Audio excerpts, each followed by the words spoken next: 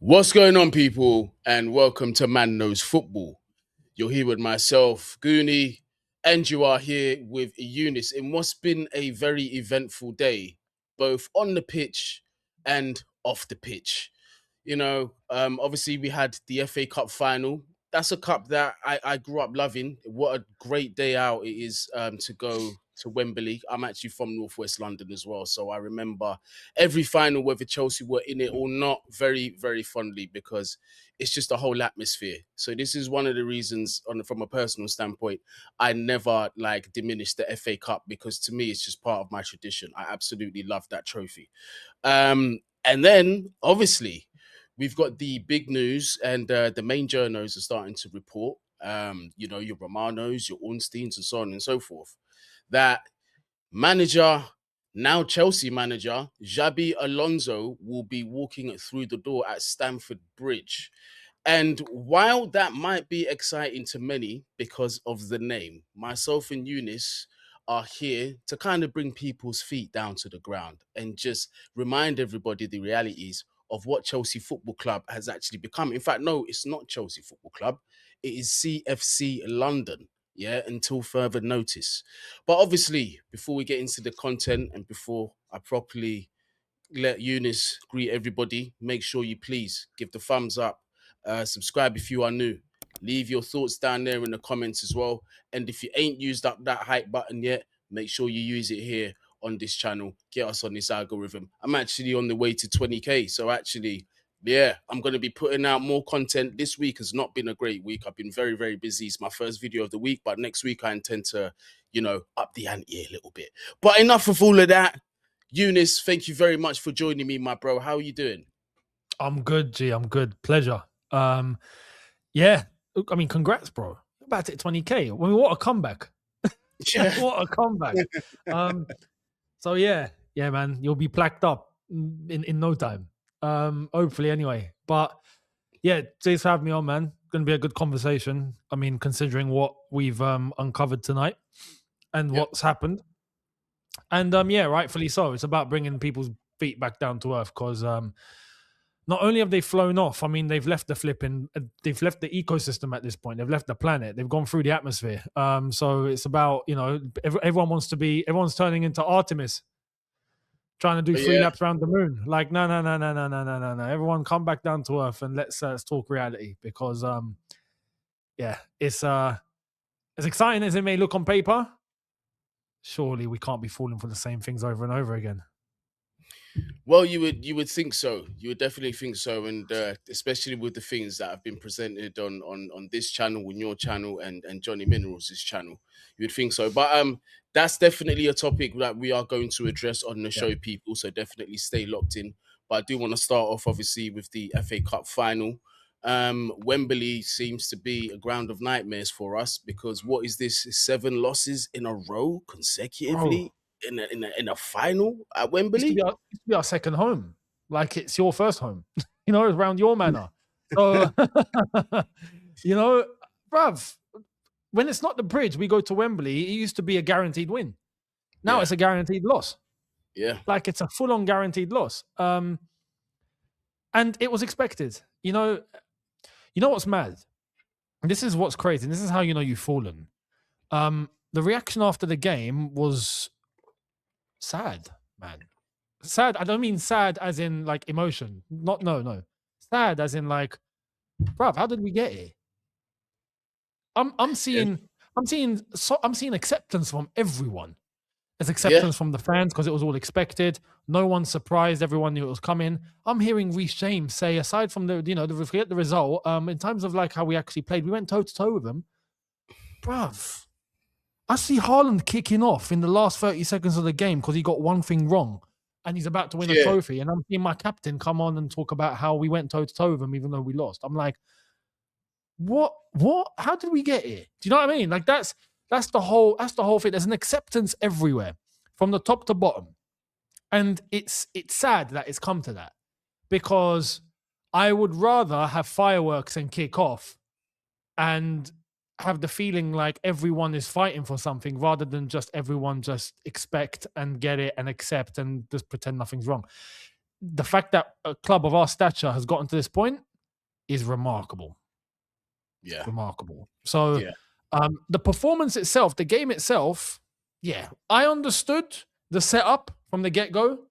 I thought it was the right approach overall, but the execution towards the last 25, 30 minutes of the game was just horrific. Where you want to contain and you want to sit a bit deep and you don't want to allow spaces, and I get that because you're playing City. And then they bring on players like Shirky and whatnot. You got to be careful. I get that. But in the moments where you'd think, okay, we can utilize a couple of those chances to really, go at them, not the whole team, a few, to try and catch them out. And in moments where we had the opportunity to do that, well, it just fell flat. We didn't really do anything. We had one shot on target. Do you know what I mean? In a final. And then what shocked me is, despite us being the more contained defensive team, we looked like we ran out of steam before City. With 20, 25 minutes to go, we looked like our legs were going. I'm like, how has this happened? We've done less running. What's going on? Alarm bells there. The subs, I didn't agree with. Overall. Yes. That didn't make any sense to me. I get Cucurella was on the yellow. I don't care. People, you see, we live in a time now where everything's so black and white. Oh, he's on the yellow. He's got to come off. Like, that's not how football works. He's on the yellow. Okay, cool. Tell him to calm down, but we need him on the pitch. If we're looking to try and chase, now we're a goal behind. We have Cucurella on the pitch. You keep him on. Just tell him to don't be reckless and get someone to cover in case he can't make a challenge or he can't make a foul, because that could cost him a second yellow. Use your heads, but keep him on, because going up offensively, we can use him. But doesn't mean he's got a yellow. He's got a yellow, so him going forward is now going to cost him a red? That doesn't make any sense. So just tell him to calm down and get cover for him. It's as simple as that. People in their heads now think, oh, no, he's on the yellow. No, we've got to take him off. The modern day fan. But Cucurella comes off, Reece James then comes off, Gusto stayed on the pitch. I don't understand. That was going to be my next question. That was going to be my next question is, how are you, as I don't care whether you're interim or not, is how did you justify allowing Gusto to stay on the field that long? He is absolutely shocking. He's a terrible player. Man. I'm sorry. Like, he's got no brain. Bro, this is what I've been saying for the longest. And in that final ball execution, right? 1 out of maybe every 10, he might play a beautiful ball, but please believe 9 out of 10 is just not going. I said the same thing. I said the same thing on the watch along. Bro, it's just ridiculous. I can't stand him. His decision making, especially in the final third, gets on my nerves. And sometimes when he holds on to the ball, bruv, and I think this is a case of him thinking that he's better than he is. He overplays the ball. He holds on to the ball for too long. And then he forces him either two things. One, you're going to lose the ball. Or number two, you're just always forced to play backwards. He's scared to make a decision. Bro, he's scared to make. I think he's scared to make a decision, because every time he's got an opportunity, he's got space to go into. He's ahead by a little bit. He stops and goes backwards. But bruv, are you blind? But that tends to happen with players that are unsure of themselves. Yeah.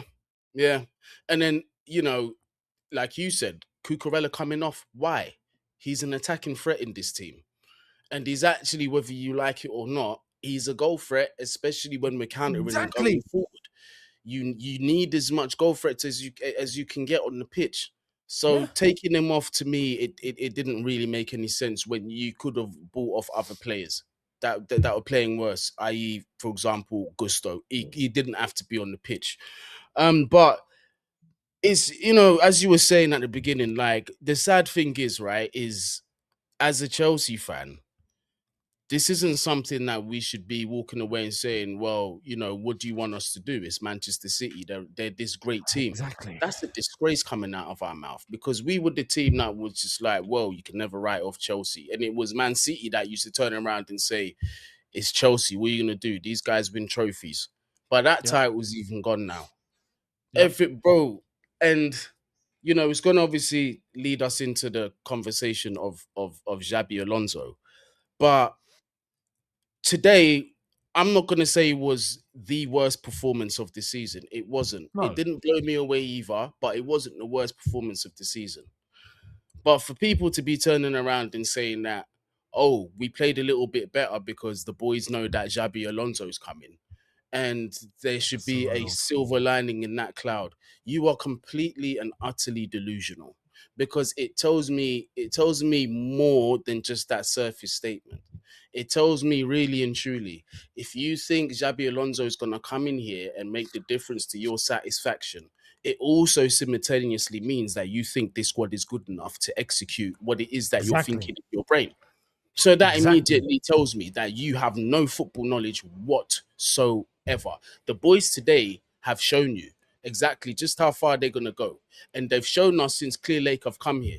What did we say at the beginning of the stream, Eunice? 7 finals in a loss. In a row, Yep. so 7 losses in a row when it comes to Yep. finals at Wembley, which was our Yep. backyard. In London, may I add. We didn't have to travel 200 miles from Manchester, nor did we have to play a game midweek either.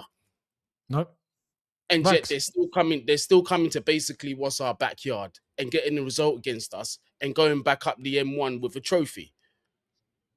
And this is something that we should take as a silver lining because a new manager's coming in. What world are we living in, Eunice? Facts. Facts. This is what it's turned to. And the fact that, look, today, I said it in the preview yesterday, there's no excuses. None. Bro, we've got our strongest possible team on the pitch. What, Cole's back, Reese is back, everyone's back, everyone's there, everyone's available. What excuse you got? And that's all we could do. Same could be said for City. Had everyone available. It was 2 fully fit squads for the first time in I don't know how long. But what we got today in a cup final, albeit you got to understand, for a cup final, no one needs any motivation. No, exactly. No one, and just to prove that even more, I don't know if you saw the picture from Cobham 2 days ago in training. Did you see the digital screen? No, I don't think I did. No. At Cobham, they were all training, and in the background was a digital screen, like Arsenal did with the TikTok clips. But we had a digital screen with a picture of the FA Cup on it. Look how much help that did. Yeah, what did that do? You see, these are all gestures. These are all like, that was snapped, stuck on social media, boom. Carrots, bruv. It's to give the assumption to people. It's a whole PR exercise. At that level, you don't need any motivation. It's a cup final, bruv. You know what it is? You should not be able to sleep. The night before, you should be there with your eyes open going, I've got a fucking cup final. Holy shit, that's happening tomorrow. Okay, I've got to make sure I play well. Like, but you ain't sleeping. Do you know what I mean? That's how it should be. Yeah. Or I don't know, you get yourself really tired where you can physically sleep, but your mind's going to be on it. You don't need any more. It's a cup final. So you best believe today, what we got from the guys was their max. That's what they got. That's what they have. And albeit, yeah, we've got, Kinetic, McFarlane in the dugout. I understand that. But the quality of the players and what we got today was our line. That's all we have. That's they pushed to their max, and this is the result. And nobody can say, "Oh, you're being too harsh." I am documented 3 years ago, about 3 years ago, when I accepted what I was seeing in front of me. I said, "This club will never, under this ownership, win a major trophy unless we get a super favorable run towards a final. That's the only way it's going to happen. But it will never be in the nature where we turn around and say, you know what? Chelsea are the best team in Europe and they deserve to win that. It's never going to be in that nature. So forget the Premier League. We're not winning it with this ownership. Forget the Champions League. We're not winning it with this ownership. FA Cups, we might get to finals, but evidence, proof is in the pudding. We're not going to win that either. We got to the final how many times? And we've lost. Here we are. Carabao Cup, we got knocked out already. And these are, and I've even given grace. 2 of those are not even, well, one of them's not even considered a major trophy, but I've thrown it in there anyway, and yet we still can't win that. Well, bro, you talk about like having free rides to the final and whatnot. Well, but that's exactly what we had this year. But the moment, and in past finals, but whenever we get to the final and we have to play someone serious, we can't get it over the line. But people lap up 7-0 against Port Vale. Or they lap up a last, minute against Grimsby and whatnot, and we get over the line, and people are like, "Oh, it's a win. A win's a win." All right, where's the win tonight when it actually matters? Then, like we used to think, and this is what's crazy. We used to think on this level, bruv. Where's it gone? Eunice, where's everyone's heads gone? Case in point, different competition, albeit, but the level was much higher. The year we won the Champions League, do you remember who we had to play in a run into the final? bro. Yeah. And who could have, and with the 20, opposition, 2021 or 2012? no, 2021, our last Yeah, Champions League, 2021. our last, our Yeah. last Yeah. Champions League. Yeah. Yeah. Rival fans or not rival fans, you can turn around and say that Chelsea did not deserve to win that, and we won that by attrition or we won that by fluke. We didn't. No. Every team we faced domestic champions. We faced did we face the Champions League holders, reigning Champions League holders that year? I think it was it I Real believe we Madrid did. that It was Real year? Madrid, yeah. And then we beat them as well, didn't we? 2020. Yeah, the 2020 Champions League winner It was Real. Was Bayern Munich. So Bayern won it. No, we didn't play Bayern. We played Real that year, though. We played Real. We played Real Madrid in the semi-final. But still, the case still stands. The point still stands. You know, your Atleticos, your Real Madrid, your Man City's in the final. It goes back to what we were saying. Our name came with that reputation. We were one of those names amongst the Manchester Cities, Bayern Munichs, and all them that you had to beat. Now we have dropped below that. And today is a harsh reminder that the fan base as well, I'm sorry to say, a lot of them, we've forgotten who we are. Because if we're sitting here and accepting that, you know, this is Man City, or at least we got to a final, or it's a nice day out in Wembley and we're not leaving with trophies, we've forgotten who we are, bruv. Facts. And this is leading. There was a protest today and all that happened. So many people. This is. I was thinking of this. I was like, this is so ironic. So many people saying, okay, the protest shouldn't have happened, not on the cup final day. Why? It's a cup final day. We got to enjoy the day out. And yet we're the same fans that used to talk to other fans about having to play us lose and say, hope you had a good day out. It's come full circle now, isn't it? It has, isn't it? But we seem to be okay with that. That's my problem. Yeah. That's the thing. And, you know, I'm glad you mentioned protest, because I was going to forget to mention this. And look, it's always respect to, you know, organizations such as Not a Project CFC and others that are behind such movements, because, you know, the protest before this that we saw was absolutely fantastic. However, I've been asked, you know, Guni, why are you not retweeting much about this protest that is happening before the FA Cup final? And it's not for the reason being that Chelsea are playing in the cup final. I'm sure you guys know me better to know that for me, as well as great as a cup is, I'd like to think further than my nose. I like to look long term. You know what I mean? But in this particular situation, why I wasn't fully behind this protest is because I feel that it's now getting in danger of becoming diluted. Because what I can get behind is the whole Blueco out message, and that's it. Because when you're talking about Blueco, you are encompassing its whole thing, top to bottom, as a whole. There's no division in the message. Mm-hmm. There's no misunderstanding as to what we want. But now, when you're adding things in like Blueco out, we want the directors out, and then you're singing songs about we want the directors out, and you're singing things that are not within line of getting Blueco out, and you're muddying the message. You're playing into the hands of those that want to see this protest fail. You're playing into the hands of Blueco because you're mixing and muddying the message. So if you're saying in this protest, Blueco out, yet you're saying, oh, get these directors out. Let's say they get the directors out. Then what does it become for you? Exactly. And on top of that, that's ironic that you say that. The very same people that were saying recently, we need to get the directors out, are the same people reacting tonight and from yesterday about Alonso and decisions and all of this. And now all of a sudden are not mentioning any directors anymore, are happy that these lot are staying. In the same articles and briefings we're getting that the directors are still in charge. They're not diverting away from the strategy. They're going to stay and all of that. But people are lapping up Xabi Alonso and they've forgotten what about they were saying on the directors. Yeah. Bro, this is the problem. If the owners are gone, they take everything with them. And those are the ones with the power. So that's where to go, because they're already telling you that these directors are in place because, according to the ownership, they're good. Yeah, and they're exactly. doing what's asked of them. So you can't possibly be asking for something that is not going to be done, not going to happen.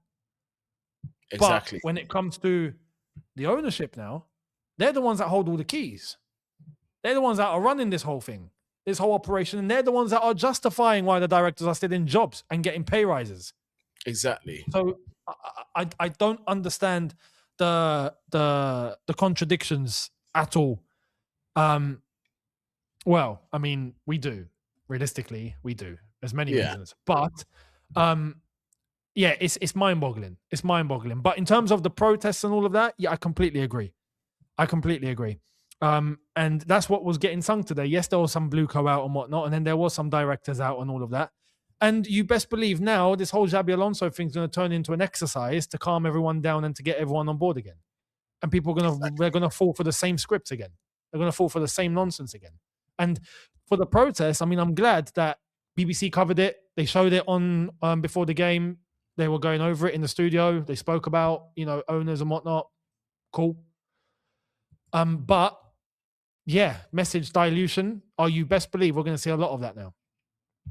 Yeah, I mean, I think this is the perfect opportunity actually to discuss matters in terms of new manager Xabi Alonso coming in through the door.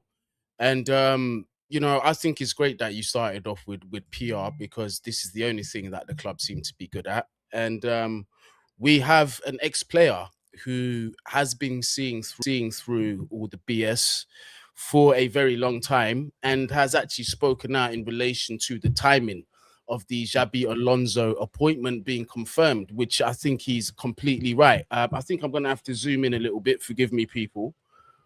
All right, boom. Hopefully you can see that better. There you go. So Joe Cole, as you can say, he's been quoted by Chelsea HQ. The fact that Xabi Alonso news has dropped now after losing an FA Cup final stinks of a PR move. The club need to get away from that. It's all over the place at the moment, and fans want honesty.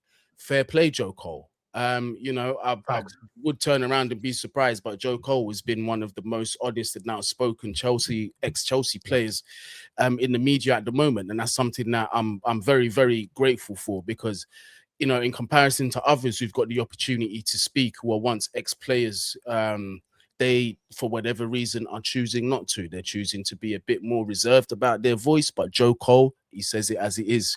Why? Because he truly loves Chelsea, and he can't stand to see what's going on with the club, as most of us can't. But let's get back to this point, though, because when we lost this FA Cup final, right, I don't think anybody needed to tell you, Eunice, because no one needed to tell me that this was going to follow consecutively. As soon as that final whistle's gone, within 10 minutes, it's going to be briefed. Xabi Alonso will be taking over Chelsea. Yeah. It's evident. And what we're hearing from some people now saying, no, it was going to come out anyway. Yeah. Do you know what this is? I said this in the review earlier, bro. And I'm convinced. I know it for a fact. People are dopamine addicts. Agree. And they can't go through a detox, and they don't want to go to rehab. They're saying no, no, no, as the great Amy once said back in the day, right? Yes. They're looking for their next hit. And I found it flabbergasting that after we lost the FA Cup final today, it took half an hour, everyone forgot about it. And everyone's getting happy, and everyone is now happy and over the moon is that Xabi Alonso is walking in. So the FA Cup final is now being completely forgotten. Completely forgotten. And why? Because everyone is clinging on to any sort of desperate, they're in desperation. Anyone's clinging on to any sort of news that they want to hear just to get that hit.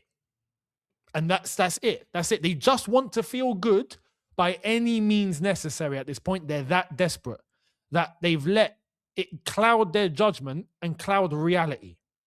Because in reality, today's news doesn't mean a damn thing. Exactly. Until the summer window. And then in the summer window, everyone's going to be asking for their next dopamine hit. Oh, give me the latest transfer news. Give me the news. Oh, we need to be linked with a mad player. Link me with a mad player. And they're going to read the links and then they're going to start getting those hits. And then when it doesn't happen, oh, it's time to complain. No. Because the signs are already there in terms of the same script repeating itself, just this time with different wording. Yeah, exactly. And people are going to fall for it because they're that depleted and desperate for any sort of good news that they're willing to take it from any source and by any means necessary. Just give me something I really want to hear. That's it. They want to blue pill the hell out of themselves. And today, with Xabi Alonso being announced, they got their hit. And they're buzzing. And they're wired. You know, simple as that. As you've been talking, I just cycled through between Fabrizio Romano's and David Ornstein's tweets because they're renowned as the two who are the next most official after the clubs themselves when it comes to this whole transfer thing. As you see here from Mr. Ornstein, agreement complete for Xabi Alonso to become Chelsea manager. The 44-year-old Spaniard visited London early last week and accepted opportunity. 4-year contract now finalized, announcement imminent. Primary targets throughout and wanted the Chelsea move. Okay, so it's obvious he's going to be joining the club. In terms of the level of manager, I do want to say this. He's probably, since Blueco have been here, aside from Tommy T, of course, the best manager, if we get it over the line, because until I see him at Chelsea, it's not done yet. But I think, yeah, fair enough. This is one of the better signings that they would have made. Is he that elite level, though? Do I put him in the category of your Ancelottis, your Peps, your Jurgen Klopps, and so on and so forth? Not for me. But that's not to diminish what he did, because to go undefeated in any league is not something that you turn your nose up at. That is something that you show massive respect for. So respect to him. But that is his only sort of major trophy. He doesn't have a Champions League behind him. He doesn't have a league anywhere else. So this is why I don't put him in the elite category. I put him in the category of potential to become elite. Now, here's the thing. There's a massive caveat that comes with potential to become elite. And a lot of that is out of the hands of the manager. And now we're going to bring this back to the club and the things that we have discussed pertaining to finances at the club. As good as Xabi may be, as good as any manager may be, there is only so far talent is going to get you. Eventually, that talent has to be met up with the quality of your squad. Case in point, go back to when Carlo Ancelotti was manager of Everton. Did they win the league? No. Did they win the Champions League?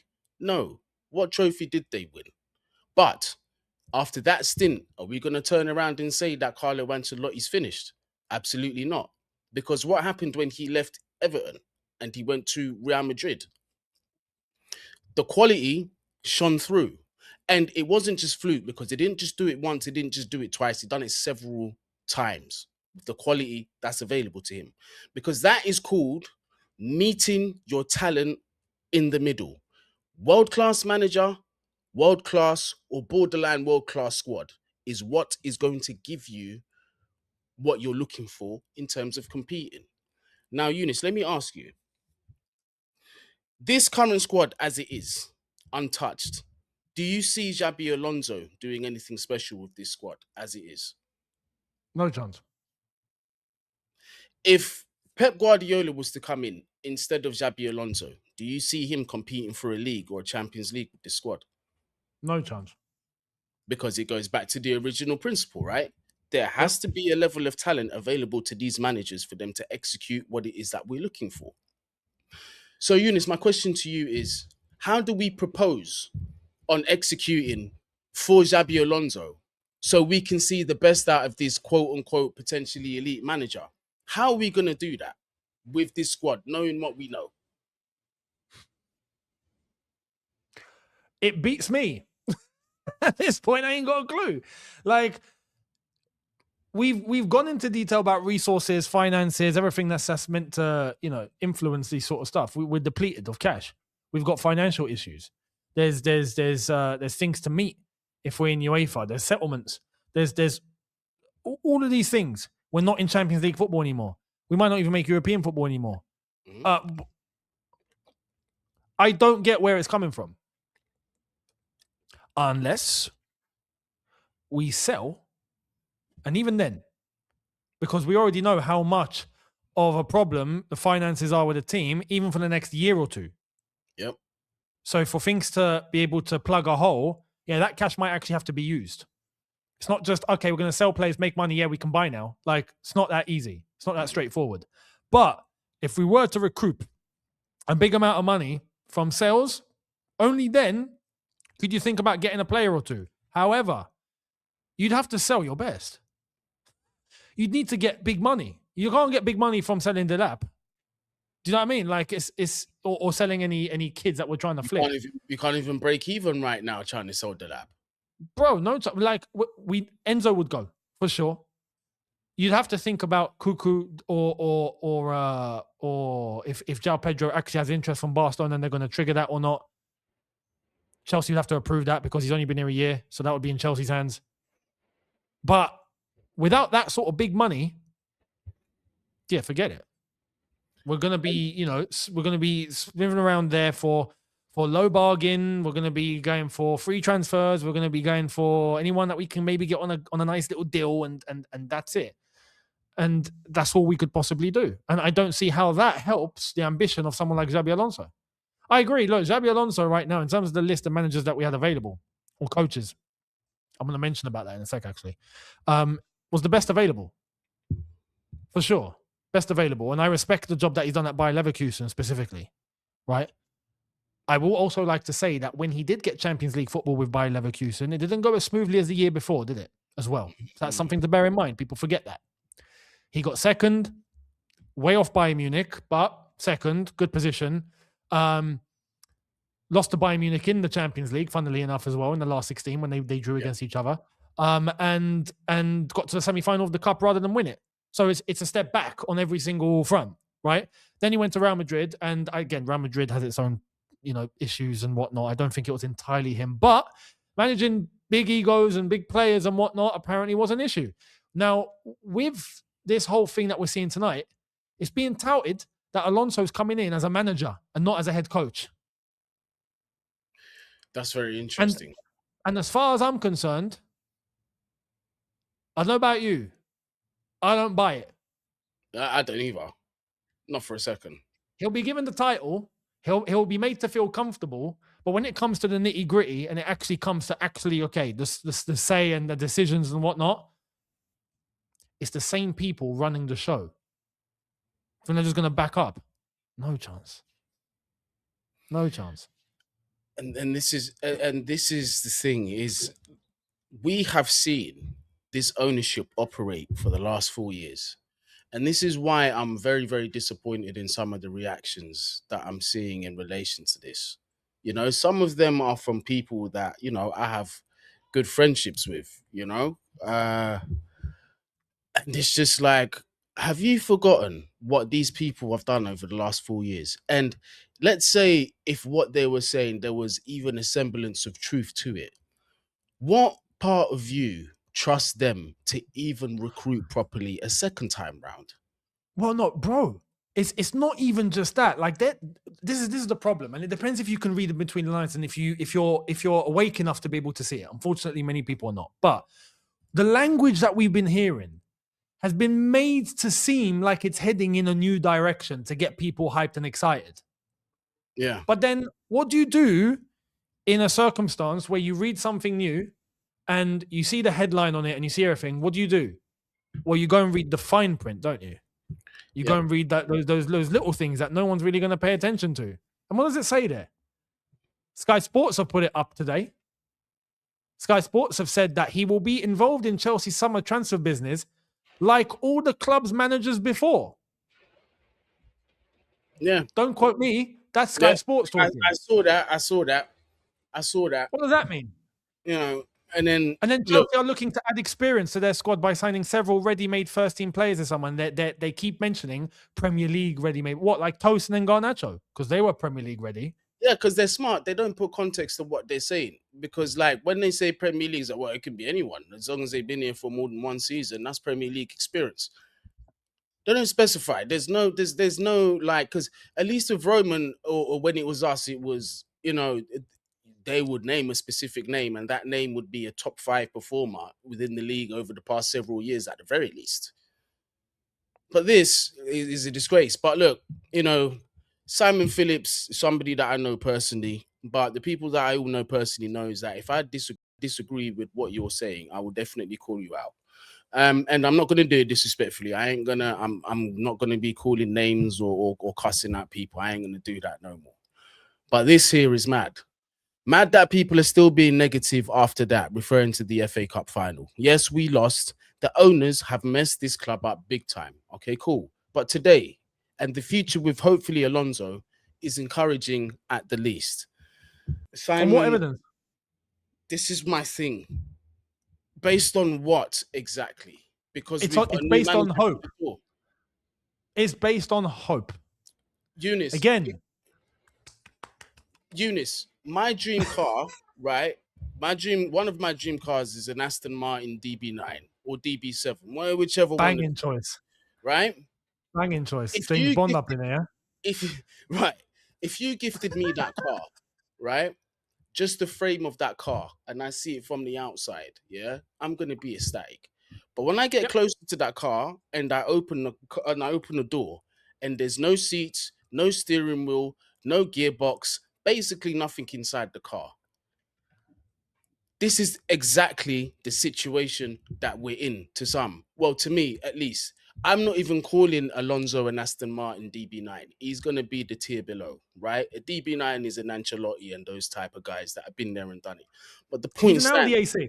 He's Okay, now the fair A6. enough. But this is what we're doing is we've got the frame of the car, beautiful from the outside. It's photo taking moments.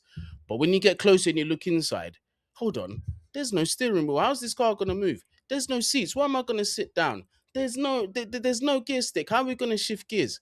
This is where we're at. We've got the Fact. beautiful frame in terms of the manager and that. But then when you look at the facilities that he's got, it's an absolute shambles. It's an He's absolute going to run shambles. into the same problems. This is the thing, and we've always said, while the club is where it is, while this squad is where it is, it doesn't matter who comes in. Nothing is going to change with the quality that is available. Nothing is going to change whatsoever. The only way that this can be taken seriously is if there is some kind of squad overhaul, which you and I both know financially it is impossible to do something like that now. And especially when you're asking to build a team that is going to compete at all fronts. That's a different question in that altogether. Yep. Agreed. Because not only are you gonna have to overhaul, now you're gonna have to break your wage structure. Yeah, you're gonna have to overpay for some of these players because best believe that if one of these top players become available, just because we need him, it doesn't mean we're gonna be the only club after him. Yep. So there's a lot of work to be done here. And this makes me question, what did they say to Xabi Alonso before he took this job? Because my thing is prior to this job, he's already had a bad experience with Real Madrid. So whatever job that he takes next, he can't really be affording to play about because his reputation is soon going to be on the line. So for me is, despite everything that we know what's going on with the club in terms of not being able to, do certain things to elevate us, to take us to where we need to go. What is it that they must have said to him, Eunice? Do you smell porkies here? Do you think that he's been lied to somewhere along the line? 100%. The same way that Maresca was, the same way that Poch was. It's the same script again, bro. I think what's happened here, and I'll be honest, I've said this because when you go into something and you have previous examples to fall back on, you take responsibility, my friend. Yes. Someone like Potter wouldn't have known any better. Even Poch wouldn't have known any better, because you could easily say that Potter he mismanaged everything. He was too nice. You could see things about Potter that just were not working. But I also have to be fair to Potter. He had to deal with a dressing room of over 40 players, people getting changed in the hallways, players that didn't belong there, all sorts of chaos. The new ownership had just walked in, and he had to manage that, and he didn't have the ability to do that, right? So wrong situation, wrong time, wrong everything. Potts walked into that afterwards, not really much of a track record to base on. He could be told something and then fed something else. Maresca, after that, let's be honest, Maresca's come from a lower level. Yes. He was going to snap up that opportunity anyway. And he probably thought, I'll hack it, don't worry. And if it comes to something that's cool, I'll run through it. And to when he reached his boiling point. Now, someone like Xabi Alonso, you ain't got an excuse. You've seen the track record. Do you know what I mean? Like you've seen what, and on top of that, you've seen the frustration. You've heard what all the fans have been kicking off about. You know what this is all about, right? So you should do your due diligence. And what I said was he should get everything down on paper before signing on that dotted line. All my conditions that I absolutely need. If I'm going to join you, I need this, and this. If you can't do that for me, I'm not coming, right? And you're going to sign on it, and you're going to show it to me on paper. I've got a feeling that he or his agent might have been promised certain things verbally, and he likes what he's heard, and he's going to go along with it. And when it comes to the time of the job, he's going to suffer the same fate like those before him. Especially him, because he's been in the environment of high-level clubs now. He's been at Real Madrid as well. Like, you know now. I think that he's going to reach the same fate where he's going to start questioning, hang on, this isn't what I signed up for. And when that happens, it's going to get interesting. No, I agree. I'm looking for a statement that I can never pronounce his name, bruv. I'm not trying to kill it. Guillem Balegi, or I don't want to. Guillem Balegi, yeah, bruv. Guillem Balegi. Yeah. There you go. We'll butcher it the good old fashioned British way. There you go. Guillem Balegi, bruv. Yeah? Do you know what I mean? Yeah.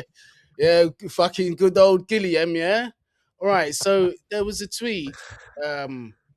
I'm not even sure if it's this one, but can I be asked to read all through this manifesto? No, I can't be bothered. But manifesto. Basically, presenting himself for election. there was a tweet. Oh, there we go. It's at the end of it's the last paragraph as it goes. It's alluding to it, but it says here, we are hearing from some sources very close to Chelsea decision makers that they are going to tweak the system to give the manager more voice. That is Xabi's first win, and you are never stronger than when you are negotiating to land in the club. So the reason why I brought up Mr. Balegi over here is because he is known to have a very good friendship with Xabi, and I've been told by several people that he is actually a go-to if you want reliability pertaining to Xabi Alonso. So clearly, Eunice, your suspicions might be correct. I believe they're correct in the terms that, you know, the ownership have basically turned around and said to him, look, you're going to have more say than previous managers, this, that, and the other. And he's probably bought it hook, line, and sinker.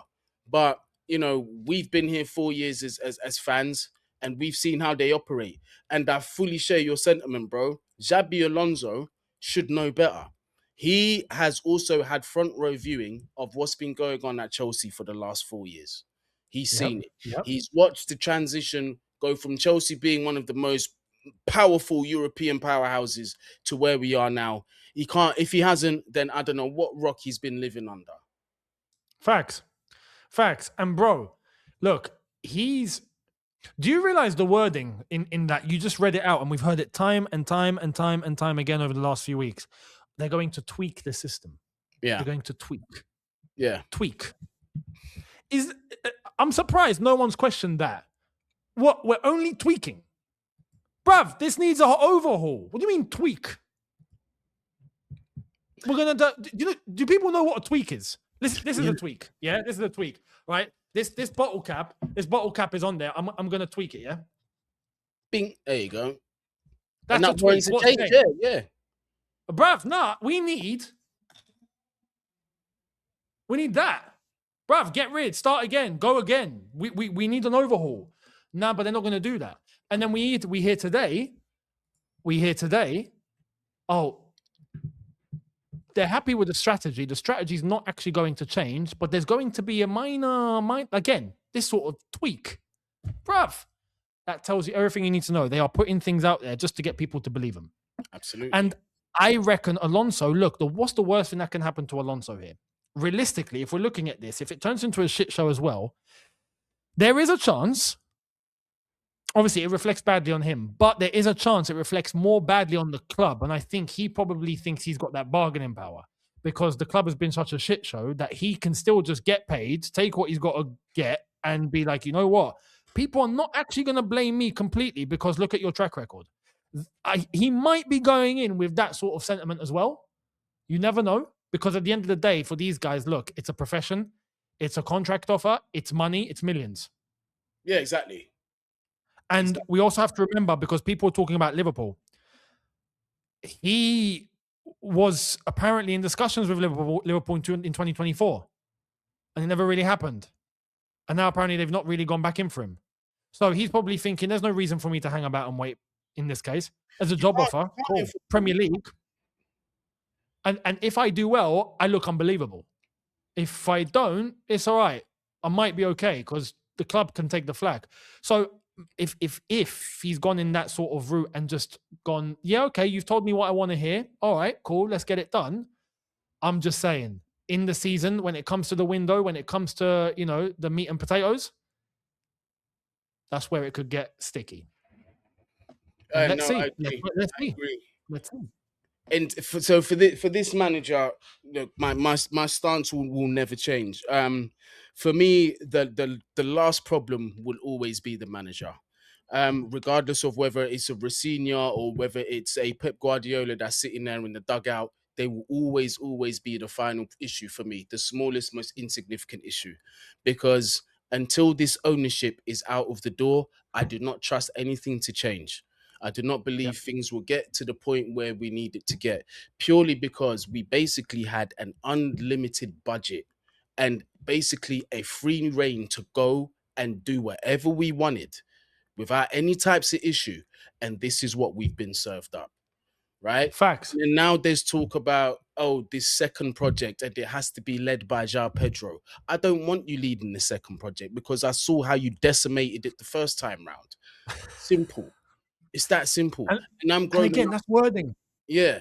And I'm grown enough to know something, right? For me to believe you the first time, that's not my fault. That's shame on you. But if I buy it this time, then that's shame on me. And I'm not going to be stupid enough to do that. Nor am I going to mislead people that are watching this. While I know a lot of people are riding on a high and are probably buzzing off this dopamine, and the last voices that they want to hear is somebody criticizing that, somebody has to fucking do it. Someone has to pull the fan base, bring the fan base back down to earth and remind them who we are. It's that and simple. Not for the sake of it. Yeah. Not just because this is where people misconstrue. Not just for the sake of that very reason. No. What's the reality? That's it. That's the most important thing. What is the reality? What's the truth? It's the reality. We're not doing it for the sake of, oh no, these guys are just riding on negativity. No, I wish we were flipping up there, winning and competing for everything. You'd find the most positive person in me. Believe me, right? Exactly. And I've got track record. Go and watch my old videos. Exactly. But what's real is real, and you can't stay away from that. And there's many people that don't want to hear that because it hurts. Yeah. Cool. If it hurts, cool. Stay away. But you won't find us diverting away from that. If this squad, for example, let me just say these owners actually were proper and they were doing things real, and we got in resources and players that, you know what, were just unbelievable. We bought Kvaratskhelia. We bought Osimhen. Yeah. We even went for Shirky. And then we go and get Gurry in the January transfer window. It doesn't work with a Rafinha. And then you get me Xabi Alonso. Trust me, I'm backing it. Because the tools are there. You know what makes me sick, yeah? There was a point where players like Kvara, Gurry, and even Osimhen We could have probably Yep. got all Shirky as well. We probably could have got all of them for like 150 M's. About that, Bro, maybe even less for all of those players. we've spent 2 billion in 4 years. We could have taken a fraction of that. Yeah. Half. Let's take half. Leave a billion to the side. Yeah. Half and get Donnarumma, Osimhen, Kvaratskhelia, Shirky, Elise. If you want to stick in like Semenyo, if you want to stick in Margay, if you want to stick in Luis Enrique would be the gaffer. Campos would Flipping, be director of football. yeah. Yeah, But we could have got all of this and have a billion spare, like PSG did. But we don't want to go near. But this is that's not the model. This is the thing, and this is what makes it so egregious, is that there was no need for things to be where they are. There is none. Exactly. None. The gross mismanagement of these funds, it has to be studied. Because I say that because, like, when you really think about how hard it is to fuck something like that up, is bro, because I'm not even joking when I say you could have given it to your average guy who's been watching football over the past 10 years and they would have spent that money better. And perhaps we like would most owners. Like most owners. Most owners are not football experts. This is what I mean. We would have had the Chelsea most owners on all fronts. Yeah, most owners come in and then they get the right people to go and run. And I'm in the background. You need any, injection or you need any cash or whatnot, let me know. But just make sure you're doing things correctly. Make sure you're doing it correctly. If not, you're getting fired. That's what it is, Eunice. If I was the owner of Chelsea Football Club, my first thing would have been exactly the same thing as Roman done. All right, cool. Now the club is in my ownership. Go and get that Campos fella that everybody's talking about. Oh, he's at PSG. All right, cool. I need you to give him extra incentive to come to Chelsea. I don't care what you do, make it happen. That's the most important signing of my tenureship. Everything else that comes after that, cool. But the sporting director is the most important signing of my entire ownership. And if you guys don't believe me, look at what Roman did when he bought the club and where we ended up, and look at what Clear Lake have done when they bought the club, and look at where we are now. This is nothing. That particular job there is something that you do not play with. You don't. And it doesn't take 5 or 10 people to make these decisions, because you can see one man is leading it at PSG with his small delegated team around him, and they are absolutely dominating Europe on all fronts. So don't tell me about having a team of 10 people. But sorry, Eunice, go ahead. No, you're right. You're spot on. Look, you know, when Roman walked in, what the equivalent of what he did on day one was compared to now? Because he went and got first order, go and get me the best director in English, English at that time, world football. Peter Kenyon from Man United. Yeah. Bro, Alex Ferguson's guy. Man United back then were fucking Man United, bruv. Like Peter Kenyon in a settled job, and he nabbed him from United. That's like if today you went over to City and went, yo, I'm taking your director. Bruv, you can't do that. You can't do that. They'll laugh you out. They'll be like, are you mad? Are you all right? Roman did. Yeah. Roman went to United and took their director, bro. And then after that director walked in, okay, next court of action. That Mourinho guy, right? He's doing a madness. Bring him in. Done, right? And following on, even after Rongole, and then even you can criticize, and I have in the past, but Michael Emenalo, Marina Granovskaya. Yeah, of course. And the way that ended up working out, even towards the end, it was still of a high level. Yeah, of course. This is not what's happened here, bro. What these lot have done here is the complete opposite, just to serve their agenda, whatever they're trying to get out of this. The right people, the right yes men, and the right puppets. That's it. And those people are still in roles that now have to work with Alonso, and it's going to be different. It's not going to change. It's not going to change. If you know, for me, if there was going to be any semblance of change that I would believe, it would be a structure very similar to what PSG have done, or what Manchester City have done, in the sense of the manager that you choose, there has to be some kind of, there's got to be a pattern between them and the sporting director. There's got to be some kind of similar philosophy, or they've worked together before. Manchester City, what did they do when Pep got there? Pep said, "I need you to bring my director of football from Barcelona, Bigiristan." They brought him in and they started their dynasty. PSG, what happened when Exactly. Campos came first, suggested Enrique. They sat down, they had a meeting. Their ideas went together because they both have the same type of ambition, as does the club, and they've gone forward in a positive direction and are winning Yep. everything. And on top of that, right, both examples that I've given are of directors that have actually built successful winning squads. Campos is Facts. not a dickhead. When it comes to discovering players, that man has discovered some top level players. Same as Bigiristan and these guys. It's not an Yep. accident that they're able to form squads season in and season out that are continually not only competing domestically, but also European as well on all fronts. You can't avoid that. You can't avoid that. Even those scumbags up in North London who look like they could be winning the league. Andrea Berta's come in. You can see that the club are willing to match Berta's ambition, and look at what he's able to go out there and do. It's Bro, no coincidence. if It's not if by accident. if these lot were serious, yeah, if these lot were serious, Blue Co, and they acknowledge what's been done has been wrong, and they want to change for the better, and they genuinely care, what they would do is a complete restructure, and with a written assurance to the entire fan base, don't worry, there are funds, we do have the resources, you don't need to worry, and you will see. Yes. We are going to restructure. The entire director team gets sacked. We bring in a new director. We go in a new direction. We go for some new top tier players. And then that's the point where we will go, okay, hang on. Hold the, Exactly. put your feet on the brakes. Wait a sec. Maybe they're actually changing. Maybe. And But now, even with that, Eunice, go on. Sorry, go ahead. no, and the examples that you've put out, PSG, for example, even Man City, I can show you Arsenal. Arsenal under Stan Kroenke, right, and the Vinay in charge and all of that was a shit show, right? Stan stepped back, brought in Josh, took the upper hand. Stan is no longer really running. His name's on the paper, but it's Josh, right, who's running things at Arsenal. They changed director, right? Edu and all of that. Has an understanding with Arteta. That goes for a certain period. They get new signings of a higher caliber. They bring in Declan Rice. They bring in, say, Jesus and Livramento. And you remember, not Livramento, sorry, Zinchenko and all these guys.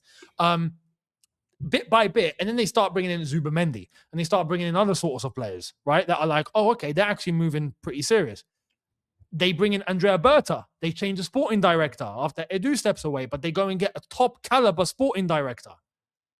It's no surprise now they're about to win the Premier League title. They're in the Champions League final. I'm not shocked. That's how you run a football club. But these guys are backing their decision to keep these guys in jobs. So where is your thing of a change is coming from? It doesn't add up. It doesn't add up. It doesn't add up. And until either the club, do as you said, and I think we're going to be pissing in the wind if we're expecting that. I don't think nothing's going to change. I'm just saying to everyone, keep your feet on the ground. Facts. Don't be naive and think, oh, we've got this name, things are gonna turn around. Don't do that. Because they done it to us before already. We got Enzo through the door, we got Caicedo through the door. Everyone's thinking, oh, consistently we're gonna be signing these types of players. You saw how the standards absolutely plummeted after that in terms of the signings. This could be a very similar situation. Xabi Alonso could be the decoy. The players that are coming could be a complete and utter shite. But this ownership might lean on the fact that, look, This is a quote unquote to them an elite manager, and he should be able to do something with this squad because he's an elite manager. These are the type of scapegoats that they are going to try and use against us, the fan base. We cannot be naive. We cannot be gullible and keep falling for this because it's a vicious circle that's going to continue. This manager might go, they might get another high profile manager. Same circle's going to happen. Same circle's going to happen. So it's like I've been saying, because we're coming to the end of the stream now. But like I've been saying, for me, it's blue co out or nothing. I'm not supporting any message of change the ownership, change the model, Directors. or fire the manager, or do this or whatever. I couldn't care less because it's all futile. It's all futile. It's just a merry-go-round. Until this ownership is gone, I'm not going to believe it. And you can't blame me for not believing it because of what we've been served up. We've had 4 years of it. It's up to you, the ownership. The onus is on you to prove us wrong. And I don't believe you can do it. I think you've put yourself in a situation that is so bad and you can't get yourself out of, that it's just going to unravel over the next few seasons. And right now, it's going to be about saving face. And how are they going to do that? As they've always been doing, manipulating the media, being good with the media, going through your favorite journalists, going through your favorite YouTubers, using opportunistic moments like losing cup finals and then announcing a player or announcing a manager to pacify the fans, to make us forget about what happened today, to make us feel that failure is acceptable. Oh, it's okay. We lost the FA Cup, but we're getting a new manager anyway. Oh, it's That okay. tells me, yeah. I was going to say, oh, okay, it's all right. We didn't compete this year for the Premier League. We're getting Xabi Alonso. Oh, it's okay. We're not getting Champions League football this season, but we're going to get the hottest under-19 prospect that there is in Europe. Fans can't complain about that. It's too easy because we keep falling for it, hook, line, and sinker. Case in point now, whoever you are, go into your Twitter, go into your social media, right? And type in the name Xabi Alonso and look at the reactions on there. It's ridiculous, bro. And this is exactly it. The fact that they chose to do this straight after the game tells me they've not changed. Because you've done that at that moment, it means you're not honest. You know what you're doing. So you haven't changed. So you're still the same. All right, cool then. I don't believe you. Simple as that. Exactly. Do you know what I mean? Unfortunately, there's a lot of people that don't think that way. They're happy to get trampled on. They'll find out the hard way. Yeah, Joe Cole, big up Joe Cole. We nailed it. Yeah, you know, we started this segment with the Joe Cole tweet because he sees straight through the BS, and we need more players to be doing so. And we're actually going to end the stream, just letting them know that we also see through the BS. While certain pockets of the fans are in delirium and have forgotten completely what's happened over the past few years. And, apparently this takes us to the promised land. Some of us have got our feet on the ground. Some of us live in the real world. Some of us are realistic. And some of us actually know for any positive change to actually happen, you have to face the reality of things. It's like anything in life. Yeah, even when it comes down to yourself, if you want to better yourself, you need to start learning and being comfortable at holding a mirror in front of yourself. Because until you take accountability for yourself, you will never change and you'll never go to the next level. Same situation here. This is why we will never feed you with any type of BS. What is true will always come out of our mouths here. What is lies, we will not feed you with lies. We will expose lies. It's that simple. But Eunice, I know you've got some content that's come out. Today, right now, UK time, it is 10:05 p.m. So as of now, what do you have out? Because I'm not sure if I'm going to release this tonight or tomorrow. But as of now, what have you got for the people? Well, the match review was out, which wasn't even much of a match review too much. It was about the whole sentiment on things like we've discussed. And that's out. On Eunice Talks Football, I mentioned about Mo Salah's statement that he put out on his socials, and Curtis Jones did the same. And clearly that's digs at Arne Slot. And where are Liverpool going to go from now? Because Arne Slot, Alonso's snapped up now. So what are Liverpool going to do? Whole kettle of fish over there. So yeah, I've done that as well. And that's for today, that's all. Yeah, so there you have it. So be sure to make sure you check out Eunice's video. If I have released this the day afterwards, being Sunday, you might have more content already out because Eunice. Oh yeah, you're gonna find the Xabi Alonso video tomorrow as well. There you go. That's happening. There you go. There you go. So as you know, Gotta be Eunice done. works very hard. We're always posting, so you're guaranteed to find something from him. As for myself, subscribe to the channel. Make sure you follow me on the socials as well. As you can see in this uh my share screen here with the tweet, the bottom left, you can see Goonie Man No Football. Eunice's details will also be in the description if you haven't followed him on the socials. So make sure you go ahead and do that. And I will be, like I said at the beginning of the stream, this coming week, I will be putting out some more videos. Hopefully we'll see Eunice again. We'll definitely, well, I hope we'll see Johnny as well feature on this channel as well. So definitely look out for the content. Yeah. Smash the like button. Leave your thoughts down there in the comments. If you ain't used your hype button, yeah, give the video that hype button. I mean, but yeah, man, till next time is Blueco out, up the Chelsea, FCFC London, bruv. Gone later.